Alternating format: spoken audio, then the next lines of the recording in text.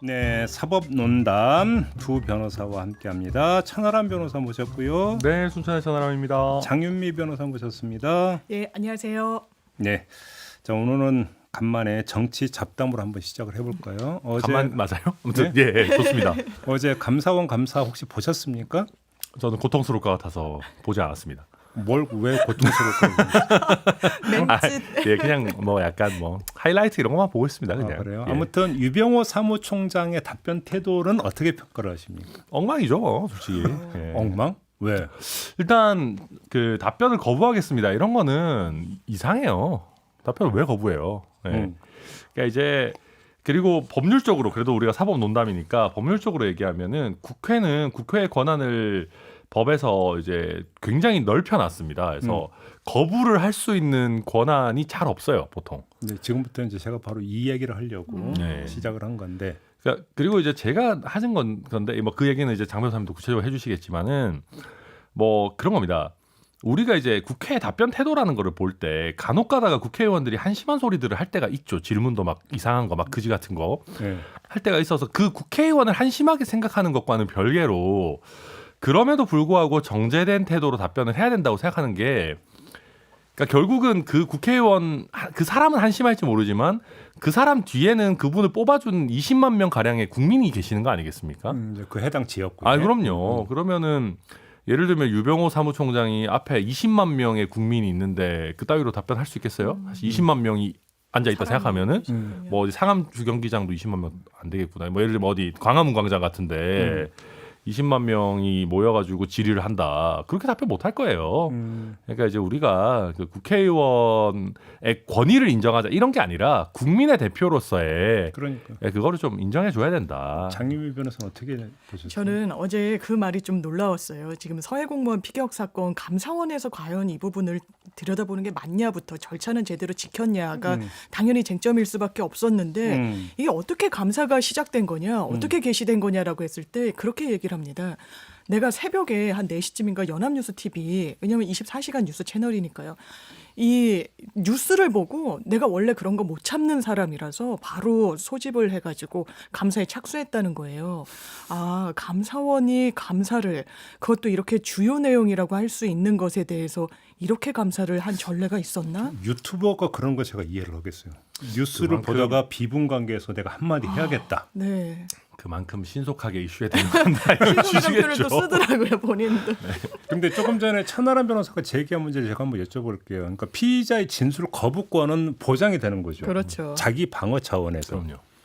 그런데 국민의 녹을 먹는 감사원도 행정부 알아보는 거죠. 그렇죠. 어쨌거나 예. 공무원이니까. 행정부에 소속돼 있는 공무원이 국민의 대표기관 앞에서 나오는 진술 거부권이 성립이 됩니까? 안 되죠. 그러니까 몇 가지 예외가 있습니다. 뭐 말씀하신 것처럼 이게 자기 부재 금지의 원리가 늘 모든 곳에 있으니까요. 그러니까 내가 말해서 처벌받을 일이다라고 하면 기본적으로 안 할 수 있죠. 뭐 자기나 그 가까운 친척 뭐. 그런 그럼 거. 어제 답변 거부를 혹시 그걸로 이해하면 됩니까? 네, 설마 그러겠습니까? 그러니까 이제 그게 아니면은 뭐 예를 들어 수사 중인 사안에 관한 거라든지 뭐 국가 기밀 외교안보상의 뭐 기밀 사항 이런 거에 이제 예외적으로 몇 개가 쭉 있습니다. 네. 뭐 국민의 뭐 명예와 관련된 거라든지 뭐 이렇게 쭉쭉 뭐 예외 규정들이 해당 규정에 따라 있는데 뭐 어제 유병호 감사총장이 얘기하는 거는 그런 거 다 상관없는 것 같아요. 그냥 답변할 의미가 없다고 하던데. 네. 그러니까 그 의미가 자의적 의미인 거잖아요. 네, 본인이 본인이. 판단한 거죠. 그러니까. 답변할 가치가 그럼 없다라는 그런 행정부에 평가니까. 소속돼 있는 공무원이 국민의 대표 기관에 나와서 그렇게 본인이 판단하는 의미를 가지고 답변을 한다 말한다 이럴 수 있는 겁니까? 아, 그럴 수는 없다라고 봐야죠. 지금 천 변호사님 짚어주신 대로 만약에 답변을 거부할 수 있는 법적 근거가 있다면 보통의 공무원이라면 그렇게 하겠죠. 이러저러한 사유로 이게 뭐 국가 기밀에 해당하니까 아니면 현재 수사 중인 사항이므로 답변을 하는 것이 좀 부적절한 것 같습니다. 그러니까. 이런 게 저희가 많이 봤던 익숙한 풍경인데 그러니까. 내가 봤더니 그 질문은 질문 같지도 않아서 말할 수 없겠다라는 그런 태도로 임한다는 건 이건 뭐 감사원에 도움이 되겠습니까? 아, 그럼요. 그리고 우리가 이제 뭐 우스갯소리로 또 민주당은 그래도 중간중간에 좀 놀리면서 가자면은 옛날에 그 한동훈 장관 청문회 할 때 이모 교수 뭐 이런 거 말도 안 되는 얘기 할 때도 답변은 했어요. 그러니까 답변은 해야 되는 거예요. 그래도. 아니 그리고 국회의원이 자기한테 부여된 질의 시간 내에 어떤 걸 물어볼지는 기본적으로 국회의원의 재량입니다. 그렇죠. 그럼요. 그걸 가지고 뭐 이런 거는 의미가 없다 이런 거를 답변 대상자가 판단할 얘기는 아니고요. 그 얘기니까 또 쓸데없는 생각인데 가끔가다 이제 어떤 대답하면서 질문 그거 좋은 질문입니다라고 하는 거 있잖아요. 더 기분이 나쁠 수도 있어요.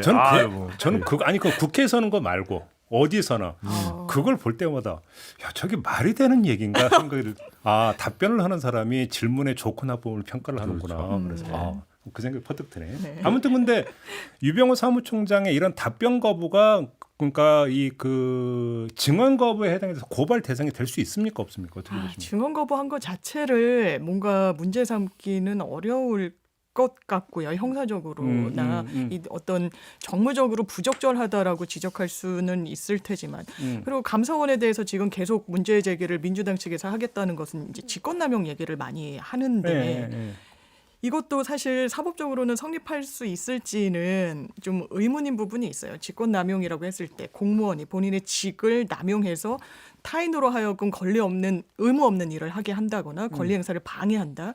지금 민주당의 논리는 왜 적법 절차를 지키지 않은 감사를 하면서 왜 공무원들을 부르고 소환을 하고 자료 제출을 요구하느냐라는 건데 이 부분이 그렇다면 이게 정말 직권을 남용했던 범죄구나라고까지 만약에 법원 단계에 갔을 때 판단받을지는 조금 저는 개인적으로 미지수라고 생각을 하고요.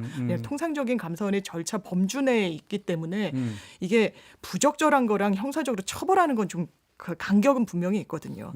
그렇게 판단. 그래서 저도 그러니까 이제 어느새부턴가 이제 우리 정치 레토릭이 법률적인 문제 제기를 하는 것이 너무 익숙해졌습니다. 그러니까 뭐 좀 문제가 있다 그러면 고발한다, 뭐 직권 남용이다, 뭐 이거도 뭐 처벌 가능하다 이런 식의 레토릭이 이게 좀 뭐랄까 전체적으로 이게 되게 인플레가 돼 있어가지고 또 그런 얘기를 안 하면 약해 보여요. 그러니까 그냥 하는 건데 사실 엄격하게 법적으로 따지면은 지금 글쎄요 답변 안 하겠습니다라고 한 게 좀 제가 봤을 때는 쉽지 않다. 장 변호사님 말씀처럼 직권 남용 이런 것도 거의 다 안 될 겁니다. 근데 그래서 나중에 가서는 그 위원장한테 그 발언 기회 얻어가지고 제가 답변 거부한 게 아니고요. 뭐 또 나중에 해명하잖아요. 그러니까 괜히 그 또 나중에 고발 당하면 또 피곤하니까 자기도 그렇고. 근데 제가 이제 수사 가능성을 여쭤봤던 이유가 뭐냐면 이거는 뭐 이제 증언 거부 수사하고는 상관 오히려 직권 남용 관련 부분이겠지만 어제 또 발언 중에 저는 수시로 문자를 삭제를 해가지고요. 뭐 요 얘기 나오는 거 봤죠. 예. 그죠? 저는 그러면 삭제한 문자를 다시 그러니까 되살려서 들여다보는 건 수사 아니면 방법이 없는 거죠. 그렇죠. 자기가 임의로 포렌식을 하거나 뭐. 근데 감사원도 포렌식 돌리니까요. 감사원도 그걸 최근에 내부 규정을 완화를 해서 감사원도 포렌식 합니까? 감사 과정에서? 보통은 동의를 받아서 했었던 거를 사실상 동의 없이도 광범위하게 할 수 있는 방향으로 지금 내부 규정을 바꾸고 또 여러 전 정부에 대한 이 감사 업무를 진행하고 있어서 이런 어떤 프로세스를 굉장히 잘하는 사람이 자기는 계속 지운다라고 그것도 공적인 자리에 나와서 이야기한다. 내부적으로는 그런 절차를 가져가면서 대단히 부적절하다고 생각합니다. 실제로도 이제 포렌식을 많이 요새는 일반 회사들도 꽤 많이 돌리거든요. 그러니까, 진짜요? 네. 그러니까 일반 회사들이 의뢰를 합니다. 직원들 거를? 네. 그러니까 그 인권 침해 아니에요? 근데 그것도 당연히 동의를 받아서 하는 거고 특히 법인폰, 그러니까 법인에서 지급한 폰 같은 거나 법인폰은 네. 뭐 예를 들면 내부 이메일 같은 것들 포렌식 돌려서 하는데요. 그러니까 이제 감사원도 그런 겁니다. 이제 행정 공무원들도 사실은 직원인 거니까 국가에 거기서 부적절한 어떤 뭐 회계 관련한 부정이라든지 뭐 이런 것들은 살펴보겠다는 건데 뭐 그 자체는 할 수 있다 치더라도 나와가지고 문자 자꾸 이런 아무튼 이게 전체적으로 이 유병호 총장의 답변이 좀 구린 거는 최근에 있었던 일이잖아요. 이게 뭐 문자 보내고 이런 게. 그러니까 보통은 이런 거에 나오는 단골 멘트는 기억이 안 난답니다. 네, 단골 멘트는 이제 기억이 나지 않는다. 제가 뭐 그 외에 또 보냈는지 뭐 정확히 기억이 안 나고 뭐 이런 얘기를 해야 되는데 상대적으로 최근이다 보니까 기억이 안 난다는 것도 말이 안 되는 거거든요. 그렇죠. 그러니까 이제 우리가 듣도 보지 못했던 약간 창의적인 말도 안 되는 얘기들이 나오는 겁니다. 네. 혹시 아이폰인가? 그럴 수도 있죠. 비밀번호 자리가 10자리인가? 아니었던 것 같아요. 제가 그 사진을 봤을 때는 갤럭시였던 것 같아요. 그래요? 세심하게 보셨네요. 거의 구별이 돼요? 되죠. 그렇구나. 근데 커버 이런 게 보니까 아이폰 이런 게 아니더라고요. 지갑형 커버. 예, 지갑형. 근데 빨간색이던데. 그게 이제 그러네요. 파란색 좀 하고 다니시지. 빨간색에 그런 의미가 있는 건가? 모르겠습니다. 저도. 저는 그래 빨간색을 쓰시네 그 생각을 했어. 저는 그게 심지어 파란색을 쓰고 있는데. 당색. 그러면 감사한 걸로 요거 하나 좀 여쭤볼게요.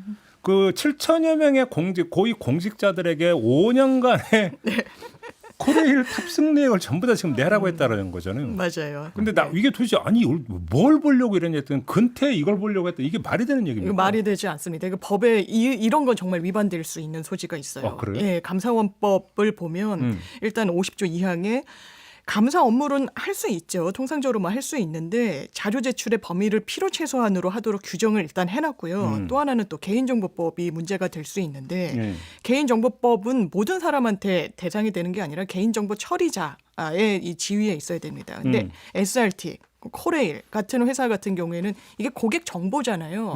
그거를 업무상 어쩔 수 없이 습득할 수밖에 없는 그런 개인들이 특정되는 그런 정보들인데 제3자가 이 본인들이 갖고 있는 정보를 이 누설하거나 권한 없이 요구했을 때 그런 요구에 응하면 안 되도록 돼 있습니다. 이 요구에 만약에 응했는지는 제가 모르겠지만 응하고 있는 절차 중에 있다면 이걸 선뜻 내줬을 때는 상당히 형사적으로도 문제가 될 수 있고요. 그리고 기본적으로 우리나라는 영장주의잖아요. 뭐 우리나라뿐만 아니라 이 형사법 체계는 영장주의. 뭔가 범죄라거나 뭐 근태를 살펴보기 위해서라도 이런 어떤 적법 절차 원칙이 있는 겁니다. 그런데 그냥 아마 감사원장이 그런 말을 쓰던데 단어를 근태 불량의 단초를 보려고 했다.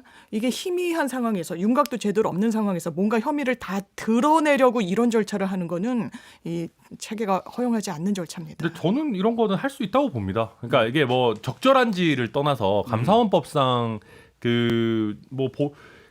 직무 감찰을 위해서 필요한 자료를 요청할 수가 있게 돼 있어요. 그러니까 코레일에도 그 규정에 따라서 했을 거고 그 규정에 따라 제공하면 사실 개인정보보호법도 그러니까 위반도 아닙니다. 개인정보보호법도 다른 법률에 따라 근거가 있어서 줘야 되는 거는 예외로 하고 있거든요. 그리고 아까 말씀하신 영장주의는 범죄가 있는 경우에 사실 하는 겁니다. 근데 이게 근태를 따지는 거는 범죄는 아니거든요. 그러니까 예를 들면 내가 지각을 했다, 뭐 근무 시간에 뭐, 그러니까 이게 이제 지금 7,000명이라는 게 기본적으로 고위공무원단을 들여다보겠다는 거 아니겠습니까? 그럼 왜 KTX를 보느냐? 대체로 이분들이 세종에 출근을 해야 되는데 서울에 출장을 안 달고도 예를 들어 뭉개거나 막 서울에서 대충 어떻게 그냥 시간 때우다가 이렇게 하거나 아니면은 실제 근무 시간인데 출장도 안 달고 뭐 어디 KTX 타고 여기저기 돌아다니고 이런 거 잡으려고 하는 거거든요. 근데 이게 생각보다 있어요, 실제로. 이게 뭐 열심히 물론 하시는 분도 계시지만은 특히 뭐 이렇게 좀 남들이 제대로 체크 안 하는 본인이 기관장인 곳 이런 데서는 막 근태 난장판인 데들이 있거든요. 그래서 이거를 뭐 예를 들면 저는 오히려 그 문재인 정부에서 특별하게 채용된 사람 뭐 70명에 대해서만 했다 이러면은 이거는 좀 너무한 거 아니냐. 근데 그게 아니라 고위공무원 7,000명에 대해서 보겠다라고 하는 거는 이건 누구를 표적으로 사는 건 아니다. 그냥 근태 관리는 해야죠. 저는 뭐 이런 거 간혹가다 한 번씩 하는 거 좋다고 봅니다. 거기서 감사에 근태가 포함이 됩니까? 일단 감사는 근태도 되죠. 포함은 네, 할 수 직무 감찰이. 있는데 이렇게 7,000명에 대해서 뭐 근태가 불량하다는 소문이 있기 때문에 여기에 들어가는 정보는요. 이런 업무 중에 동선뿐만 아니라 뭐 주말 이런 거 뭐 분리해서 받겠다고 했습니까? 그렇지 않잖아요. 지금 뭐 하이패스 정보까지도 받겠다고 하고 있는데 그렇다면 근태 불량이 있다라고 하는 뭐 제보를 받거나 그 사람에 대해서 하는 거지 7,000명의 공무원 단 이래서 한다는 건 저는 굉장히 위법 소지가 많다고 근데 생각합니다. 저는 이런 거 오히려 해야 된다고 생각합니다. 가끔가다 한 번씩. 그래야 사람들이 정신 차리죠. 그러니까 예를 들면 휴일에도 근무한다고 찍어놓고 막 놀러 다니고 이런 사람 많아요. 이거 잡아야죠. 그리고 이게 왜 그러면 해당 기관에만 맡겨놓으면 안 되느냐? 안 잡아요. 고위공무원이면. 네, 고위공무원이면 예를 들면은 고위공무원, 그러니까 각 부처의 감사 그 담당관 이런 사람들이 이분들보다 후배인 경우들이 많아요. 그러니까 잘 안 잡습니다. 그리고 또 같이 또 고위공무원 다니고. 근데 저는 이거 보면서 하나 궁금한 게 있는데요. 뭐 출퇴근은 그렇다 치는데 업무 시간에 이래서 뭐 다른 데를 갔다. 뭐 이래서 KTX를 타고 이러면 이 사람이 자기 개인 카드로 결제했을까요? 아니겠죠. 그러면 예를 들어서 그러면 그 이 철도권 구입자가 네. 고위공무원 홍길동으로 나올까요? 근데 그게 아마 전산에 뭘 해야 될 겁니다. 뭐 달라면은 이런 거 저런 거. 아니 그러니까 예를 들어서 이게 다 공무상 지금 출장이다. 그렇죠. 그래갖고 예를 들어서 해당 부처 예를 들어서 뭐 버카를 쓴다든지 이래버리면 어떻게 돼요? 응?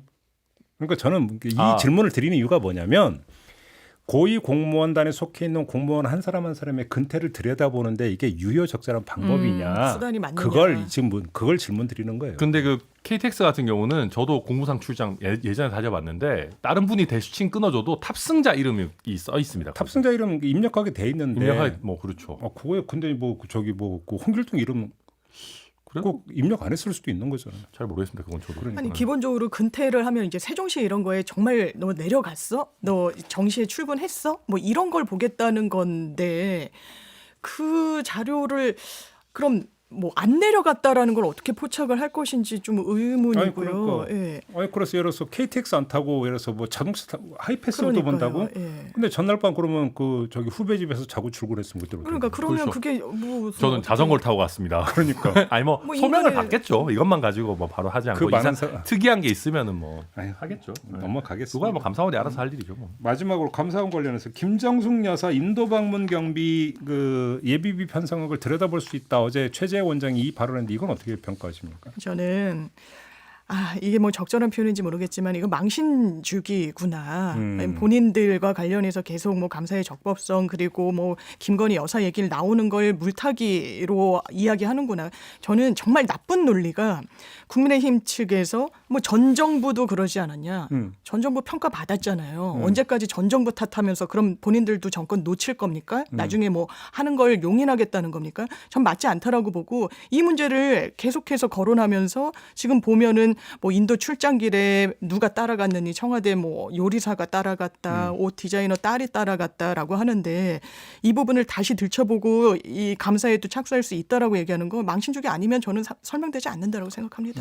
아니 이것도 지금 최재해 원장이 저희 당 의원 조수진 의원이 물어보니까 이런 것도 좀 살펴봐야 되는 거 아니냐라고 하니까 그냥 뭐 저희가 한번 검토해 보겠다. 그러니까 원론적으로 답변한 거거든요. 그러니까 이걸 뭐 너무 과대. 그러니까 저는 그럼 그 자리에서 저 그거 안 할 그거는 뭐 택도 없습니다. 뭐 지나간 거는 뭐 이렇게 답변하기 뭐 아니 하니까? 그럴 수가 있겠어요 감사원이. 아니 그리고 이제 저는 그렇게 봐요. 저는 저희 당에 있는 많은 분들이 윤석열 대통령과 김건희 여사를 무슨 성역화하고 임금님 뭐처럼 대하는 것도 불만이지만은 제가 그분들을 비판하는 것과 마찬가지로 김정숙 여사도 성역이 아니에요. 아니 입장 바꿔놓고 뭐 그러면은 무슨 김정숙 여사를 터는 거는 좀스러운 거고 김건희 여사 터는 거는 괜찮은 겁니까? 이게 뭐 시간차가 조금 있다는 것뿐이지 뭐 똑같은 거거든요 본질에 있어서. 그래서 그러니까 이게 각자 너무 진영 논리에 이거 좀 쌓여 있다. 저는 뭐 김건희 여사를 비판하는 분들은 비슷한 형태로 김정숙 여사의 문제가 드러나면 그것도 비판할 수 있다고 봐요. 근데 이런 문제는 있겠죠. 그러니까 그 자체를 그냥 별개의 사안으로 그 자체로 접근하면 괜찮은데 김건희 여사의 문제에 물타기를 하기 위해서 김정숙 여사의 건을 끌고 온다. 여기서부터 이제 정쟁이 시작이 되는 거 아닌가요? 근데 그게 이제 닭이 먼저나 달걀이 먼저나지만 물타기 한다는 핑계를 듣는 게 무서워가지고 그럼 전 정부의 일은 모두 다 성역화 해놔야 됩니까? 저는 그렇지는 않다고 생각합니다. 그럼 이제 예를 들어서 이제 그런 거겠죠. 그러면 그 인도 갔다 온 방문 직후에 감사원한테 감사하라는 얘기를 안 했느냐? 그러면 예를 들어서 거꾸로. 그럼 왜 이제 와서 얘기하느냐? 그게 물타기용 아니냐? 이런 지적이 나올 수가 뭐 있습니다. 저희가 게을러가지고 그런 거겠죠. 뭐. 근데 이제 그때 당시에도 뭐 문제 제기는 했었겠죠. 저희가 했었어요 그때도. 왜 대통령이 안 가시고 영부인 혼자 가는데 뭐 에어포스원이 왜 가고 그런 문제 제기는 했었는데 그때도 사실은 감사원 같은 경우도 냉정하게 말해서 살아있는 권력의 영부인에 대해서 뭘 하는 게 쉬운 일은 아니잖아요. 아무리 감사원이 독립기구라고 해도. 바로 그 지점인데 네. 영부인에 대해 관련된 어떤 감사가 있었습니까 그 전에?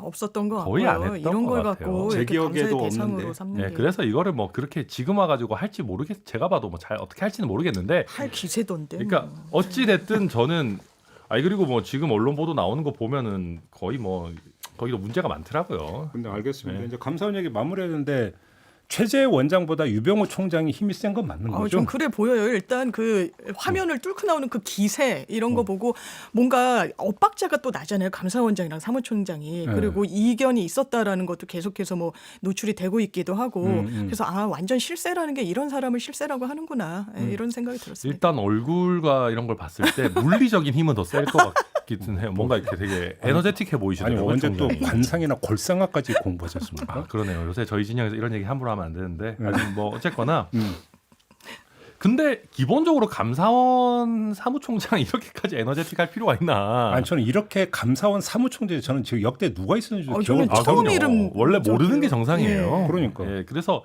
이게 이제 우리가 늘 그렇지만은 늘 역지사지의 자세로 문재인 정부에서 감사원장이 막 문재인 정부 대통령실이랑 문자 주고받고 이랬으면 저희도 난리 쳤을 거거든요. 당연히 그랬겠지. 그거 뭐 말이 되냐 막. 아무튼 좀 문제가 있다. 그러니까 지금 세상이 바뀐다는 게 우리가 언제부터 어떤 검사가 어디 검사장으로 가는 거에 이렇게 관심을 기울여요. 그러니까요. 예. 감사원 사무총장이 누구고 이 사람의 일거수일투족에 대해서 이렇게 뉴스가 되는 경우도 저는 그 전에 본 적이 없었는데 이런 거 좀 안 했으면 좋겠어요. 에이. 넘어가겠습니다. 자 이번에 이준석 전 대표 이야기를 좀 한번 해보죠. 항고 검토하고 있다는 이야기가 있던데 어떻게 보세요? 사실상 뭐 무의미한 절차라고 봐야죠. 이 뭐 일단 가처분이라는 거는 본안에 가기 전에 임시적으로 하는 부분이고 이걸 뭐 이의를 하고 항고를 하고 한다고 하더라도 그러니까 가처분 예. 안 받아들인 거에 불복해서 그렇죠. 항고하겠다 이런 거죠. 예. 그걸 문제 제기를 하겠다는 건데 이게 실효성이 거의 없고 아마 이 대리인단 그러니까 이 이준석 전 대표 측의 변호사들의 인터뷰 내용을 보더라도 우리가 이렇게 문제 제기를 하지 않고 법적인 절차 안에서 그냥 포기를 하면 이게 더는 뭐 수용한다는 뜻이구나 이런 잘못된 신호를 줄 수 있기 때문에 어쩔 수 없이 하고 그 부분과 관련해서 이준석 전 대표와 교감도 했다라고 이야기를 하고 있어서 이게 약간 좀 정치적인 판단이 있는 것 같습니다. 네, 맞습니다. 그리고 이제 그 1차 가처분, 그러니까 주호영 위원장의 직무가 정지된 그 가처분에 대해서 주호영 의원이 이제 항고를 해놨거든요. 그래서 그거랑 그냥 대칭되게, 그러니까 우리가 예를 들면 이제 모든 걸 다 포기한다 이런 취지가 아니다라는 거 하나의 제스처고요.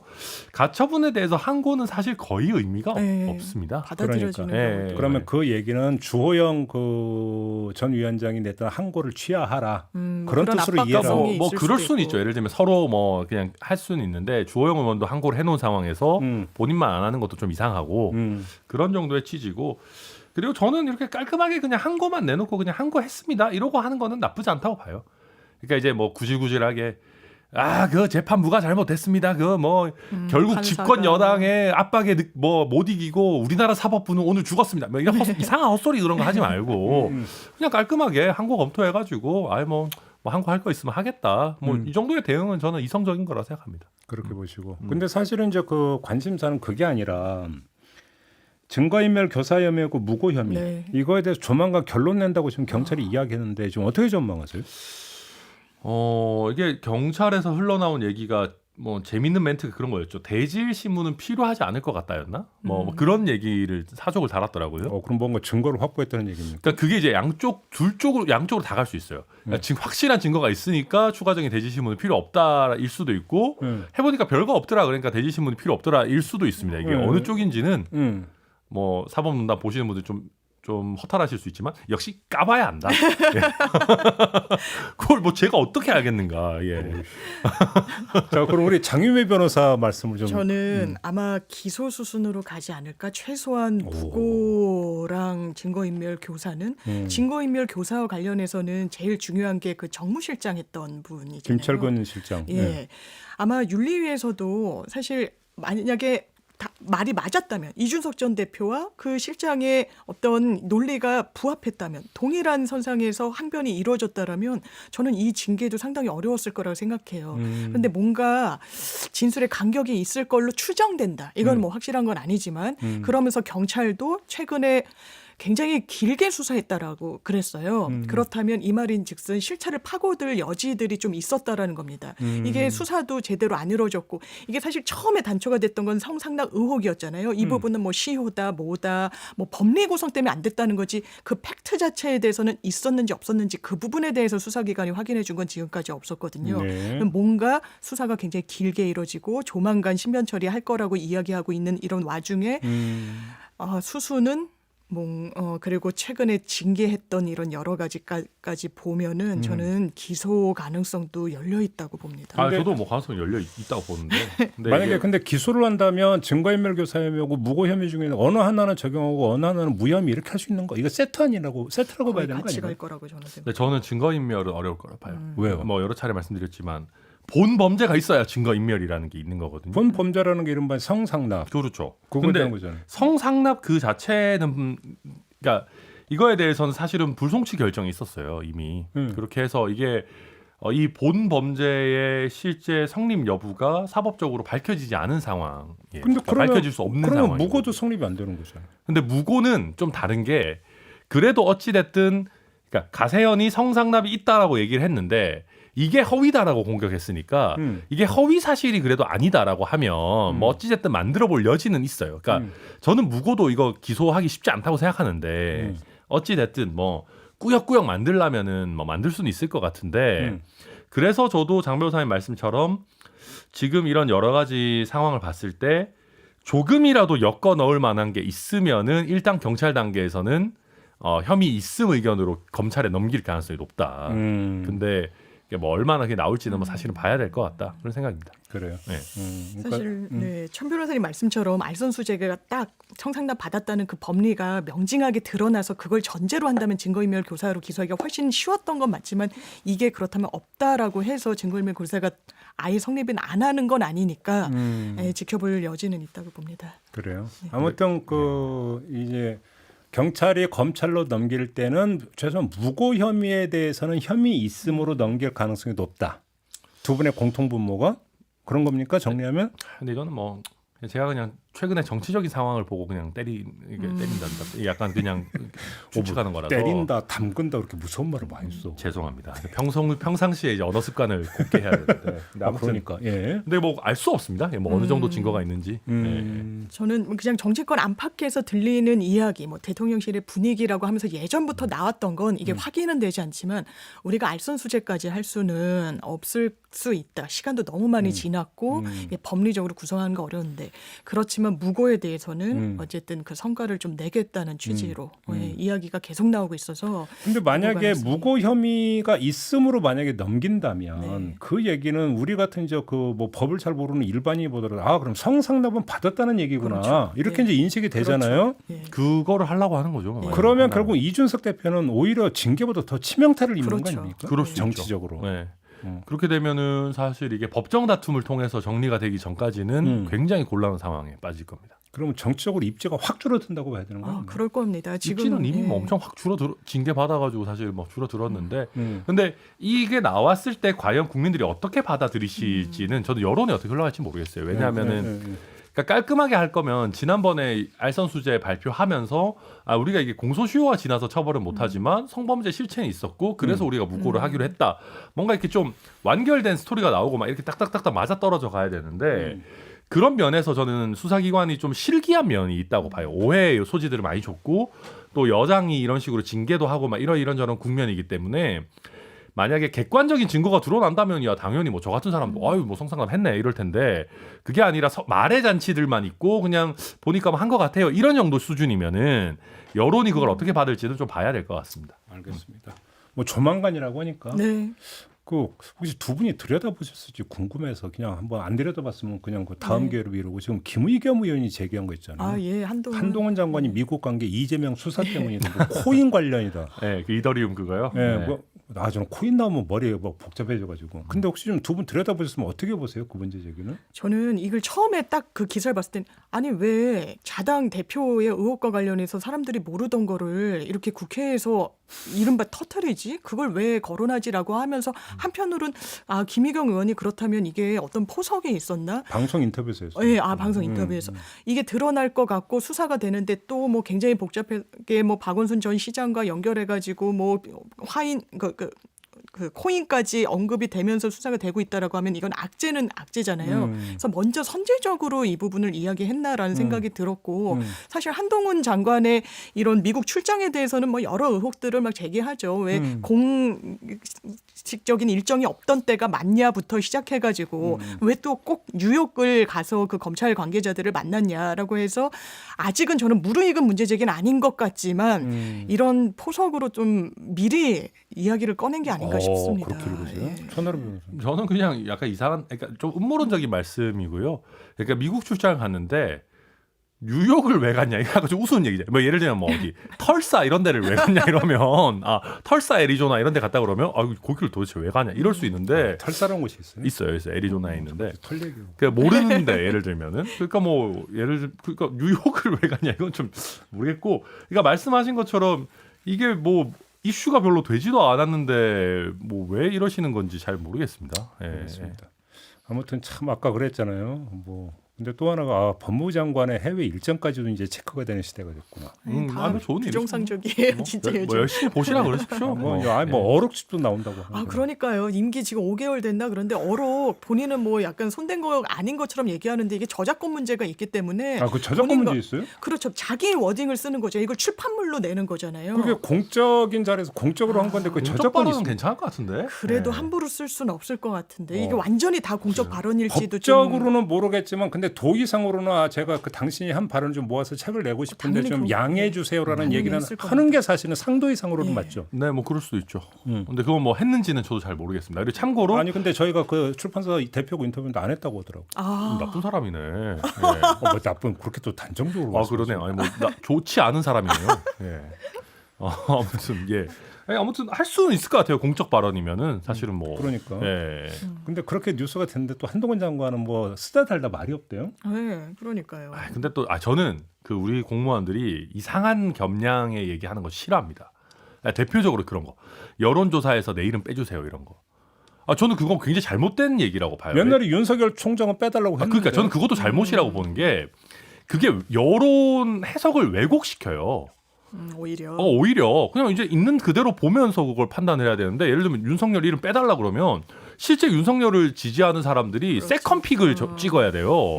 그게 오히려 여론 해석을 어렵게 하는 면이 있어서 공익을 위해서도 저는 그런 얘기는 안 하는 게 맞다고 근데 생각합니다. 오히려 이제 예. 그 측면은 원론적으로 맞는데 거꾸로 여론조사가 특정인을 띄우는 네. 하나의 방편이 되는 경우가 우리의 또 어떤 경험이기도 하죠. 예. 아유, 자기가 돈 주고 맡기는 것만 아니면은 그거 뭐 뭐라고 하겠어요. 그런 사람들 꽤 있죠. 그리고 이 한동훈 그 코멘트 록도 한동훈 장관이 직접 쓴 건 아니다. 직접 쓰는 걸로 오해하는 분들도 많더라고요. 아, 그래. 직접 쓴 건 아니죠. 아니고 직접 이제 쓴 건 아니다. 한 말 취합을 모아가지고. 한 거지. 그러니까. 알겠습니다. 참 여러 가지로 그러니까 관심을 쏟아야 되는 참 힘든 세상이다. 그렇습니다. 오늘의 결론은 네. 뭐죠? 네. 시사하기가 참 갈수록 힘들어진다. 뭐 이슈 많아서 좋죠. 뭐. 네. 예. 이렇게 마무리하고 두 분과 인사 나누겠습니다. 수고하셨고요. 저도 함께 올라가겠습니다. 고맙습니다. 네, 감사합니다. 감사합니다.